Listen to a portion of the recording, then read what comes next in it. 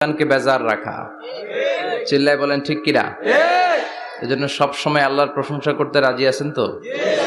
বেশি বেশি প্রশংসা যদি করা হয় আল্লাহ তাআলা তার উপর রাজি খুশি হয়ে যায়, তার উপর রহমতের বারিধারা আর বেশি বেশি বর্ষণ করতে শুরু করে। চিল্লায় বলেন ঠিক কিনা? বিষ্ণু ঈসা ইসলাম মসজিদে নববীতে সালাত আদায় করছেন। তিনি নামাজ শুরু করলেন, আল্লাহু আকবার, কেরাত পড়লেন, রুকু করলেন, রুকু থেকে উঠে পড়লেন সামি আল্লাহু লিমান হামিদা। পেছন থেকে সাহাবারা পড়ল রব্বানা ওয়ালাকাল হামদ। এক সাহাবী অতিরিক্ত বাড়িয়ে পড়ল হামদান কাসীরান তাইয়িবান মুবারাকান ফীহি। চারটা শব্দ অতিরিক্ত পড়ল। কয়টা? চারটা।